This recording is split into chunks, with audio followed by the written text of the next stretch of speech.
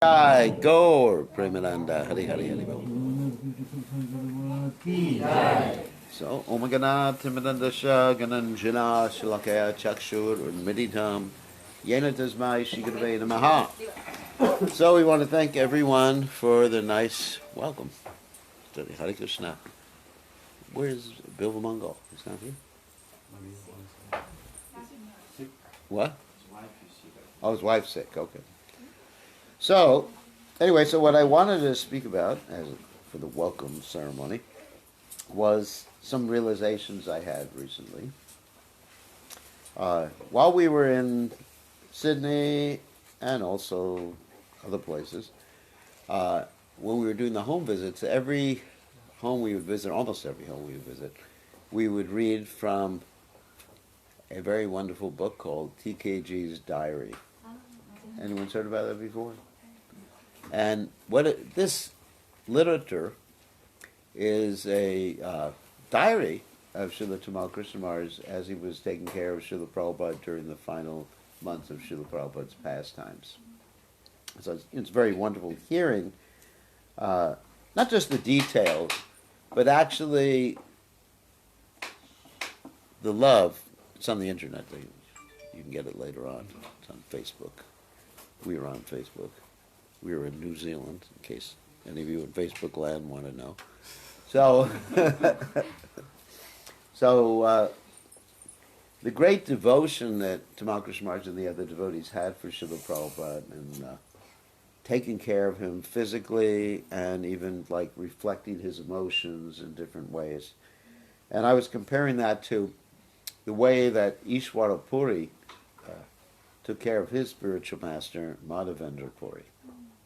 So as you're, or may not be aware of, Madhavendra Puri was basically the storehouse of love of God in our disciplic succession, and anybody who had love of God after him had got it from him.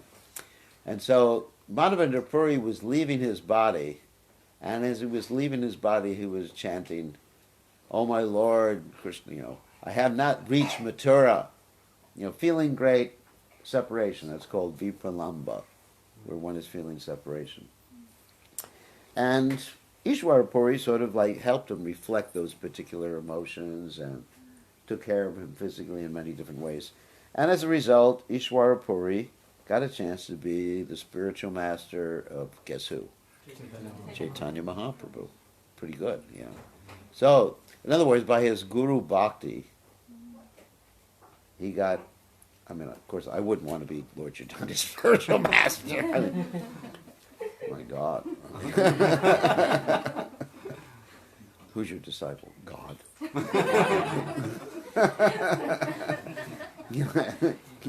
I don't want God touching my feet or something. I feel pretty bad about it. But anyway, so he got a chance. He got the opportunity to be Lord Chaitanya's spiritual master because he served his guru nicely. And there was another disciple, his name was Ramchandra Puri. Some of you may know this story. And instead of reflecting his guru's emotions, he tried to preach to his guru. He said to his guru, as his guru was experiencing, Madhavendra Puri was experiencing separation from Krishna, he was saying to him, just remember Brahman. And he quoted a verse from the Bhagavad Gita, Sochatina Kankshati Brahma. That you should be absorbed in Brahman. Brahma Bhuta, Prasanatma, Nasochatina Kankshati, Samaksarveshu, Bhuteshu, Mambhakti Labhate. That one who was on the Brahman platform, Brahma Bhuta, Prasanat, is always happy, and Guru Maharaj, you're not happy. In other words, he was trying to be Guru Maharaj's psychologist, Prasanatma. Yeah, the heart is very happy. And he doesn't hanker and lament. And Guru Maharaj, you're hankering and lamenting that you have not reached Mathura, and you're hankering for Mathura. So don't lament and don't hanker, and don't be in Maya, Guru Maharaj. So, as a result of that particular exchange, hey, we got our Sankirtan devotee and prasadam eater. So, so as a result of that exchange, this devotee Ramchandra Puri. He got to be an offender to all the Vaishnavas. He even got a chance to offend Lord Chaitanya Mahaprabhu. He criticized Lord Chaitanya Mahaprabhu for eating too much. And Lord Chaitanya even reduced his eating. You know, most of us want to serve the deities nicely. We don't want to say to the deity, you know, you're eating too much. That's exactly what he did, because Lord Chaitanya is the deity. And so, anyway, he became a great offender, so much so that he used to insist that the devotees would eat a lot of prasadam and then criticize him for eating later on. You know, he would say, eat more, please, eat more, eat more. Oh, yeah, you're a pig. You know, you're not a good sannyasi, you know, you're eating too much.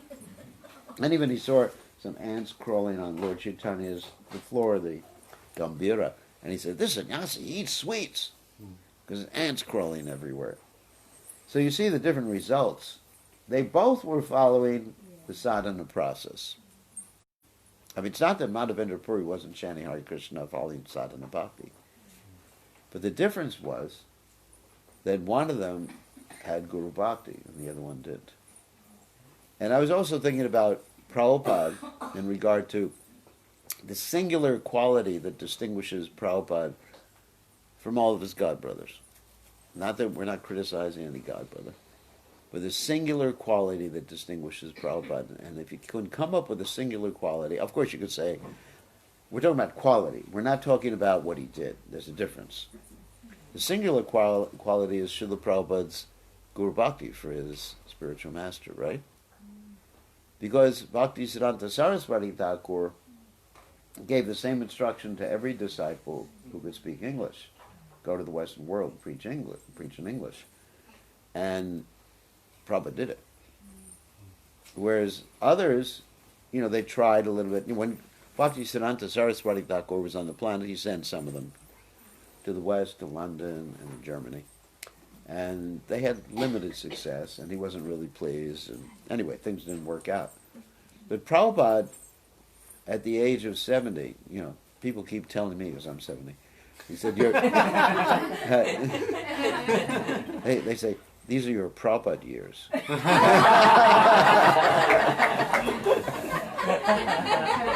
So do something, you know. You know, so at the age of 70, it's difficult to embark on a new project. It's really difficult. Because, you know, there's all sorts of things that go on with the body and everything. Just difficult. Actually, oh yeah, I want to mention it's Ashraya's birthday coming up, right? Yes. She's how old? 83. 83. She's still serving Krishna nicely. Enthusiastic. She's more enthusiastic than all the young people in the temple put together. That's true. Isn't it? That's true. So we're not the body, you know. We're in a spiritual movement. So anyway, so Prabhupada got that instruction, and Prabhupada took it as his life and soul in spite of having heart attacks. I mean, a heart attack's a heavy thing. Of course, I never had a heart attack, but I can imagine it's pretty heavy. I mean, most devotees in Fiji, if they start sneezing, they want an IV. Isn't it? I mean, Fiji's the land of hypochondriacs. You know what hypochondriac is? Does anyone know what a hypochondriac is? Any English people here? Hypochondriac, a person who's always fearful that he's going to be sick. No, he's always thinking he's sick. Even if, you know, he gets a little scratch, he has to go spend 3 days in the hospital. And that's Fiji. You know, I've seen it. You know, they people lined up with IVs. What's your problem? Why? I was sneezing yesterday.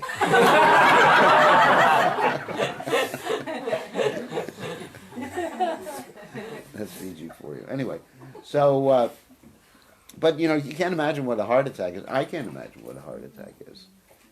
And, well, I can. I saw my father. He had heart attacks. And it's tough, you know. And then Prabhupada, 2 heart attacks. And you could say determination, but it's Guru Bhakti. You know, you could say, well, Prabhupada was very determined. But it's Guru Bhakti. That's the point. Prabhupada was focused.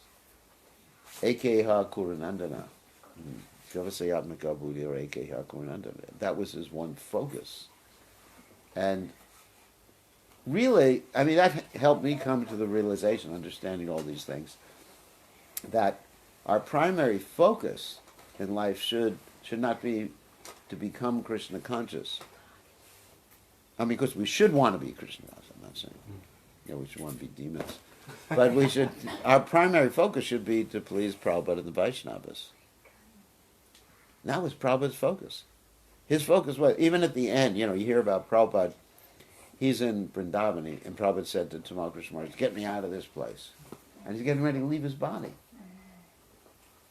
I want to preach. I want to be like Arjuna. Not like Arjuna. But anyway, I want to be like Arjuna. I want to be like Arjuna. I want to die on the battlefield, serving my spiritual master.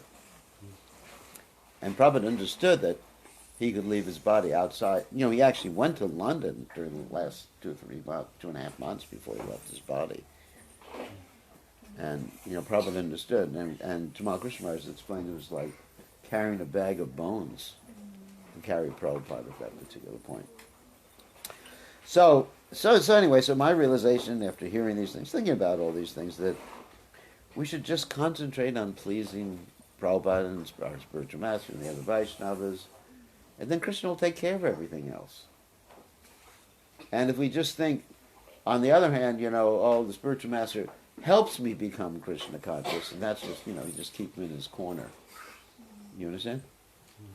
That's almost like the Mayavadi thing, where Mayavadi steps on the head of the guru. You understand what I mean? He steps on the head of the guru. I don't need you anymore.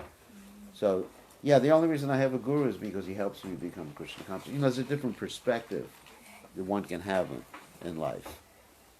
He helps me become Krishna conscious. Then I think you end up like a Sahaja. Then you start reading the books of the Goswamis and especially, Jaiva Dharma, Siddha Pranela, Maybe I'm a gopi. And you put on lipstick. Well, in Vrindavan, you see people like that, Some of the ugliest gopis you can imagine. A guy with several days' growth of beard and lipstick. I'm Lolita.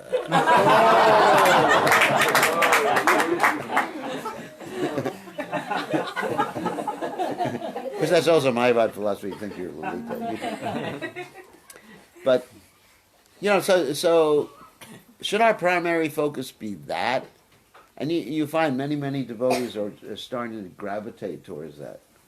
Or devotees are moving to Vrindavan at the ripe old age of 40, waiting until they die, so they die in Vrindavan. Is that really what Prabhupada wanted? Or Bhaktisiddhanta Saraswati. And look at Bhaktisiddhanta Saraswati Thakur. He left his body in Calcutta. The Gorkha this Babaji Maharaj told Bhaktisiddhanta Saraswati Thakur, never go to Calcutta. Did you know that? He got that instruction. But he went to Calcutta, but the reason he did is that wherever he wasn't Calcutta. It was always the spiritual. He never went to Calcutta.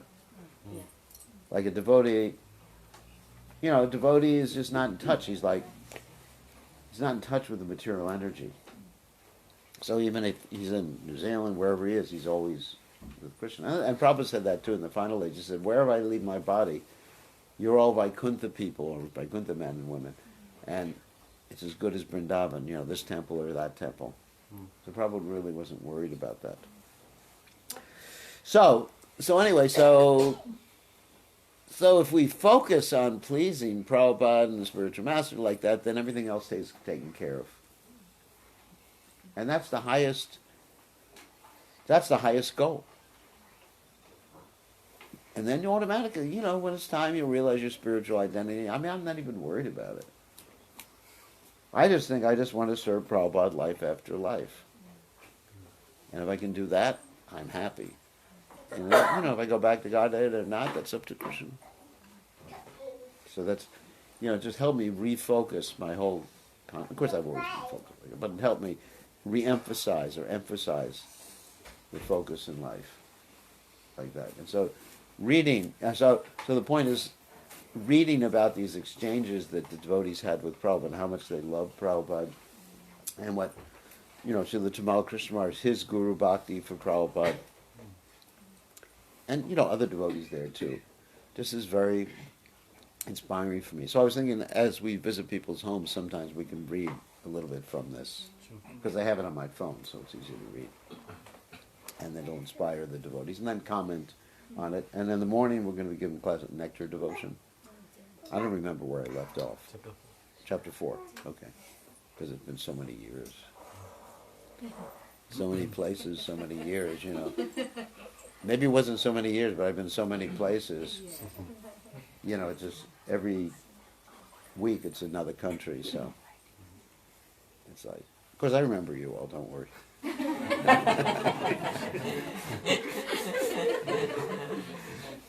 But life, my life is nice. I'm serving Prabhupada everywhere.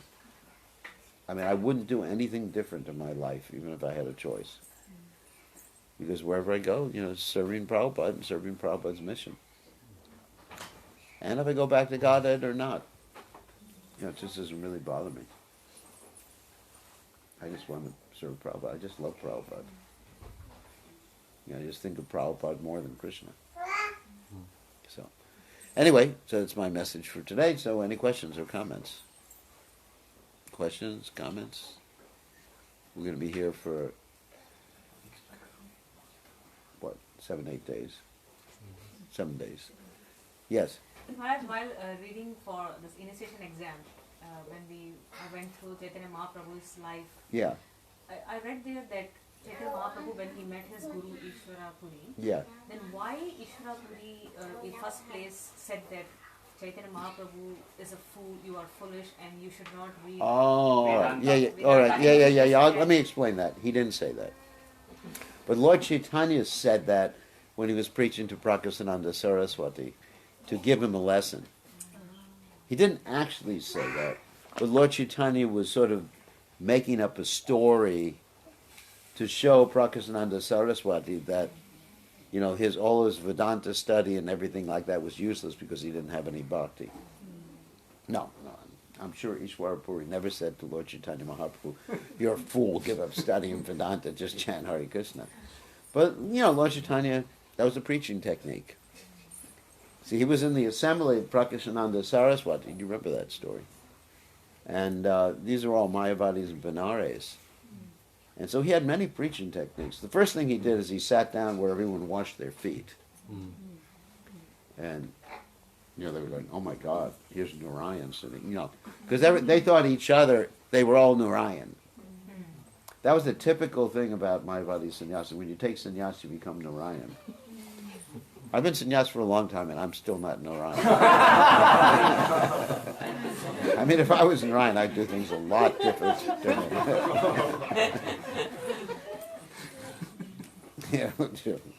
So anyway, so the first thing he did is he sat down in the place just to show his humility and to engage them in some service, because they picked him up from that place. Prakasananda Saraswati reached his hand out for Lord Chaitanya. And the second thing Lord Chaitanya did is he exhibited an effulgence like something like 10,000 suns or something like that. And so that's pretty good. He turned up the light. So everybody had to put sunglasses on to see Lord Chaitanya. And then the sannyasis asked him, they said, you're sannyasis, you were initiated by Keshava Bharati, that was the sannyas guru, and the Bharati Sampradaya.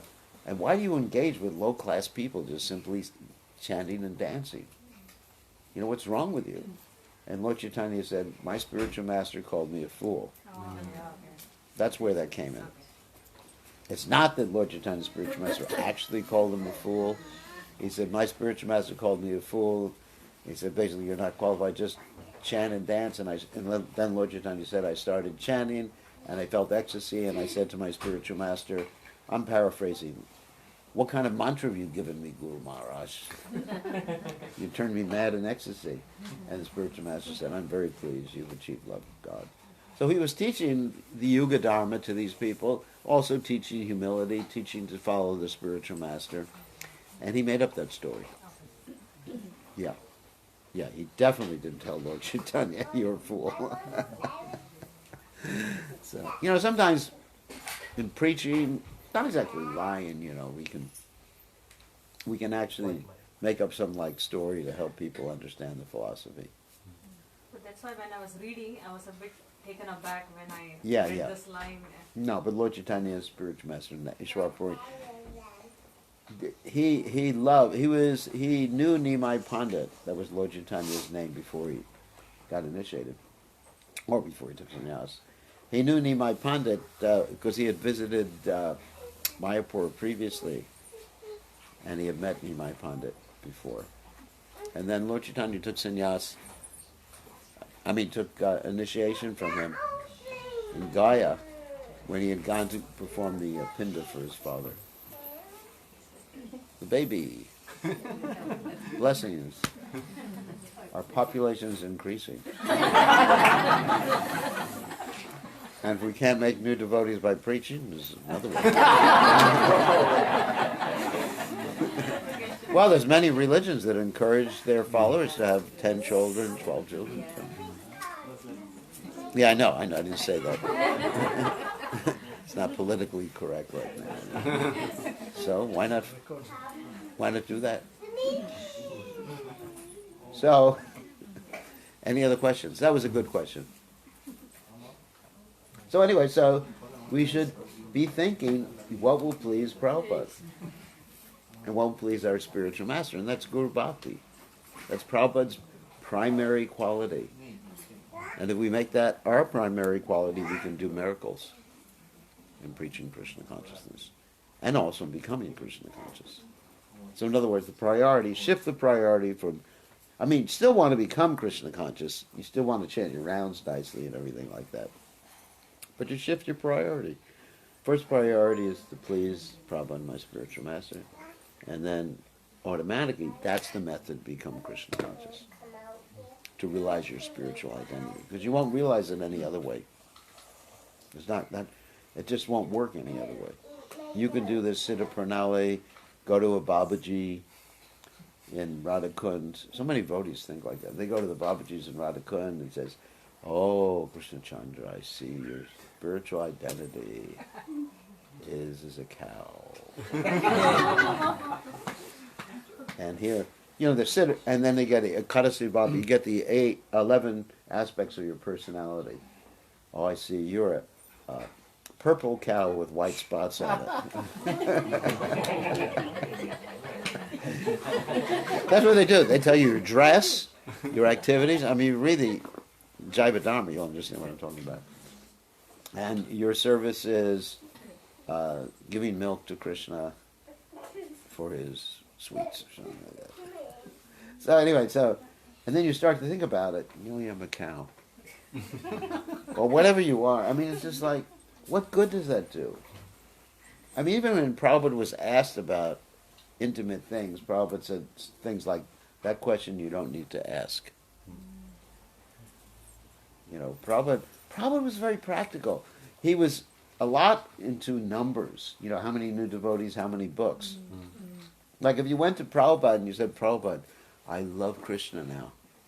Prabhupada would say, "Get to work." I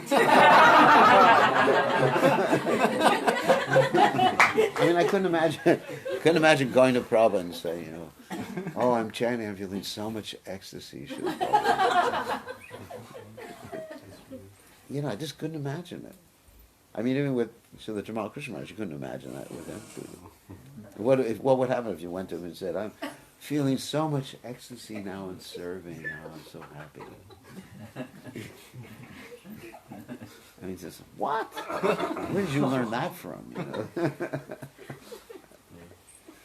Just do something practical.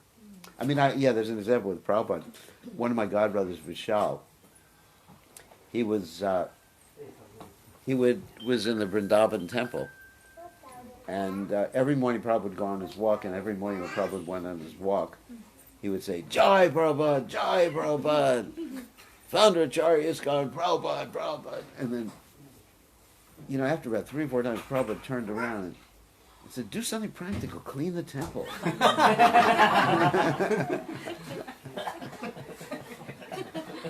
so,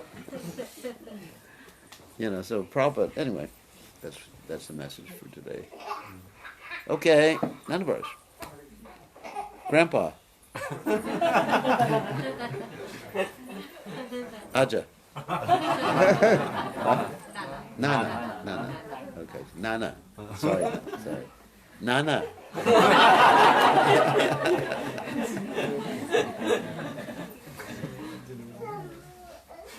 All right. You're happy now. Big smile, everything. All your years of hard work are born fruition, born fruits. Okay. If there's no other questions, we'll take prasad. Chatur Vidha Sri Bhagavat Prasada. That pleases Prabhupada when he sees all the devotees eating prasadam, chewed, licked up, drunk, and swallowed. That's 4 types of prasadam. Okay. All the lights to Srila Prabhupada, and we'll let everybody on the internet see you all. This is New Zealand. A lot of devotees. Okay, Divyambar. Okay.